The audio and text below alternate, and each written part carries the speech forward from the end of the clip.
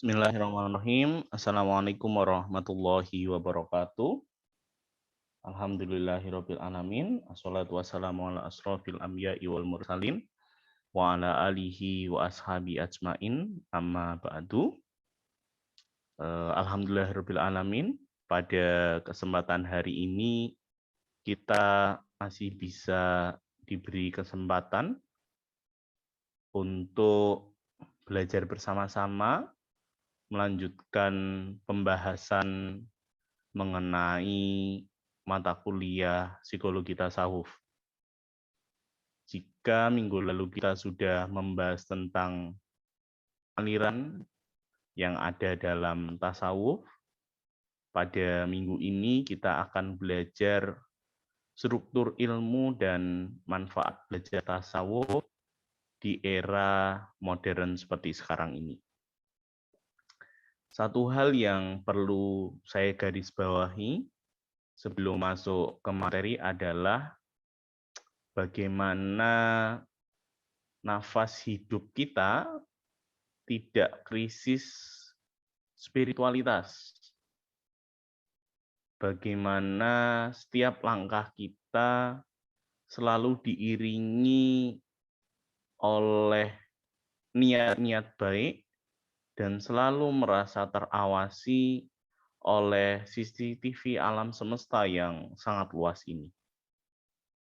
Lebih kita hidup di zaman digital, di zaman modern yang segala akses media sosial, akses informasi, dan akses pengetahuan apapun itu mudah sekali untuk kita dapatkan.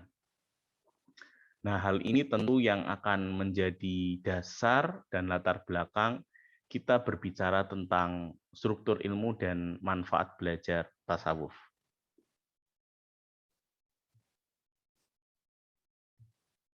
Tidak jauh berbeda dengan tiga jalan cara atau aliran yang ada dalam tasawuf. Ada tiga struktur yang ada dalam ilmu tasawuf itu sendiri. Yang pertama ada struktur tasawuf akhlaki, yang di dalamnya ada proses tahalli, dan tajalli, yang pada kesempatan ini saya sebut sebagai proses tazkiyatun nafs atau pensucian jiwa. Pada tahap ini, seseorang harus bisa mengkosongkan seluruh niat, perilaku, maupun pikiran yang menyimpang dari norma agama maupun norma sosial. Sehingga proses tahalli, dan tajalli itu bisa bermuara kepada satu proses global, satu proses menyeluruh, yaitu pembersihan diri. Dari apa? Dari segala macam hal yang sudah dilarang oleh agama. Jika seseorang sudah mencapai pada proses pembersihan diri ini, dia akan masuk pada proses selanjutnya, yaitu melakukan maqamat dan merasakan imbas atau dampak efek dari perjalanan maqamat itu yang disebut dengan ahwal. Dalam konteks ini saya tuliskan kata qiyamul lail atau sholat malam. Mendirikan sholat sementara banyak orang yang lain sedang terlelap tidur.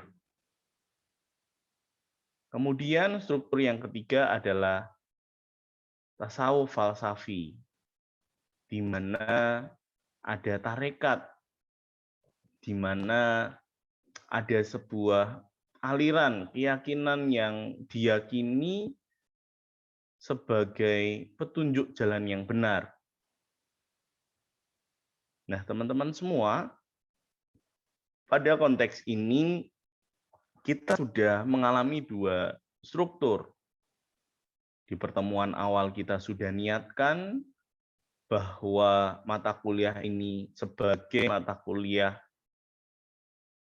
upgrading diri, sebagai mata kuliah yang bisa membersihkan diri lebih daripada yang lain. Mata kuliah ini juga sudah kita niatkan sebagai bentuk isi ulang nafas spiritual kita setelah kita hidup cukup lama. Dalam kontrak awal masing-masing juga sudah punya perbuatan, amalan, perilaku yang tiap minggunya ada pelaporan sudah sampai pada hari keberapa, dan itu dilakukan secara konsisten dan terus-menerus. Dan tinggal setengah jalan lagi kita akan merasa kita akan berada pada garis finish itu, karena sebagian besar sudah masuk ke hari ke-20 maupun 21. Atau mungkin ada di antara teman-teman yang sudah merasakan ahwalnya atau efek ketenangan jiwanya, kondisi psikologisnya pada saat ini.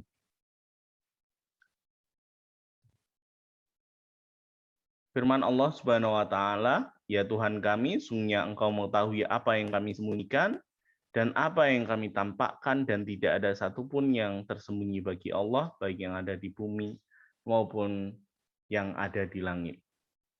Dalam kajian psikologi umum, kita mempelajari mata kuliah psikologi kepribadian, yang mana kita tahu bahwa orang yang menampakkan dirinya di hadapan orang lain adalah orang yang memakai topeng, baik itu topeng kebaikan maupun sebaliknya, topeng keburukan. Kapan saat diri ini tahu jati diri asli kita itu siapa, adalah kondisi di mana saat kita sendiri, tidak ada orang lain yang tahu kita sedang apa, hanya kita dan Tuhan yang tahu kita sedang melakukan apa. Itulah posisi yang ideal untuk tahu diri kita sebenarnya. Kaitannya dengan struktur tadi, kita sedang mencoba untuk melatih pikiran dan hati kita agar sesuai dengan perilaku dan tindak tanduk kita. Jangan sampai kita menjadi orang yang pada perilakunya baik, tetapi hati dan pikirannya masih buruk. Atau sebaliknya, perilakunya buruk, namun hati dan pikirannya sudah baik. Banyak istilah yang mengatakan tidak apa-apa perilakunya baik, yang penting hatinya tulus, hatinya baik, hatinya murni, dan seterusnya. Konsep itu tidak bisa digunakan dalam hal tasawuf ini, karena konsep tahalli, tajalli, dan tahali tadi harus selaras dengan konsep makomat dan ahwal. Apa yang kita tunjukkan kepada orang lain harus sesuai dengan apa yang dipikirkan oleh hati dan apa yang dipikirkan oleh pikiran dan dirasakan oleh hati. Untuk itu, kita perlu memahami 3 kecerdasan yang dibahas dalam pembahasan tasawuf ini. Teman-teman semua, banyak dari kita kurang memperhatikan 3 kecerdasan ini. Yang paling sering kita perhatikan adalah kecerdasan intelektual. Padahal esensi dari hidup tidak hanya semata-mata dia pintar, dia smart, dia berprestasi, tetapi bagaimana dia harus selaras dengan 3 kecerdasan yang ada di slide ini. Pertama, kecerdasan spiritual. kecerdasan untuk memecahkan persoalan secara makna dan nilai.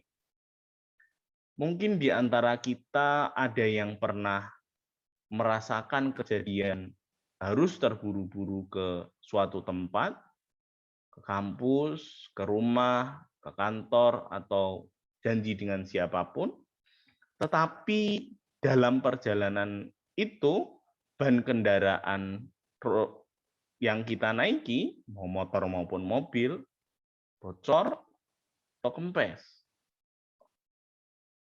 Kebanyakan dari kita masih akan mengumpat, memaki, menyalahkan kenapa ban saya itu harus bocor di saat-saat genting seperti ini. Orang seperti itu belum bisa dikatakan cerdas secara spiritual, karena dia belum dapat menyibak makna dan nilai dari kejadian yang dia alami. Begitupun belum dapat dikatakan cerdas secara emosional, karena cerdas secara emosional berarti dapat mengelola emosi-emosi batin. Setelah tidak mengumpat, setelah tidak mencaci, ada hati yang harus dijaga untuk tidak menyalahkan, untuk tidak ngedumel terhadap takdir yang sedang dijalani oleh kita. Karena bisa saja apa yang sedang kita ucapkan sekarang itu nggak cocok sama hati yang sedang berbicara, sama pikiran yang sedang berpikir. Untuk itu, perlu dua kecerdasan ini dalam setiap langkah hidup kita. Apakah hanya untuk konteks negatif saja, konteks penderitaan saja? Tentu tidak. Konteks positif pun kita harus cerdas secara spiritual dan emosional. Kemudian bagaimana penjelasan tentang kecerdasan secara sosial? Mengedepankan toleransi dan berbagi. Toleran artinya tidak menyalahkan, tidak ngomongin di belakang, tidak mengumpat di belakang, mempersilahkan selama hal itu tidak bersinggungan dengan akidah kita, dengan keyakinan kita. Itu yang disebut dengan kecerdasan toleran. Kecerdasan sosial. Sehingga kecerdasan ini spiritual, emosional, dan sosial sedang kita pelajari dalam rangkaian pembelajaran psikologi tasawuf dari pertemuan 1 sampai pertemuan 16 nanti. Bagaimana pengalaman-pengalaman yang kita hadapi itu merupakan sebuah jalan hidup kita yang sudah disetujui oleh Yang Maha Kuasa. Kemudian kaitannya dengan psikologi itu apa? Kaitan yang pertama adalah masalah yang ditangani punya identik yang sama, punya kesamaan yang sama, yaitu tentang kejiwaan. Tetapi sekali lagi dalam psikologi, bukan jiwa yang kita teliti murni, tetapi bagaimana manifestasi dari jiwa itu sendiri yang berbentuk perilaku. Sehingga teman-teman, kita belajar psikologi tasawuf ini insya Allah tidak sia-sia. Kita bisa mengambil sudut pandang lain, sudut pandang dari orang-orang yang memutuskan untuk meninggalkan kehidupan dunia dan menekuni ilmu tasawuf ini, ilmu kebajikan ini, ilmu kerendahan hati ini. Sehingga dalam memandang persoalan hidup, dalam menjalani setiap estafeta kehidupan akan ringan dan mudah. Ini saja penjelasan yang dapat saya sampaikan pada pertemuan hari ini. Selanjutnya kita akan lanjutkan pembahasan mengenai tarekat atau aliran jalan pilihan tasawuf yang ada di dunia maupun yang ada di Indonesia pada minggu depan. Saya akhiri, wabillahi taufik wal hidayah. Wassalamualaikum warahmatullahi wabarakatuh.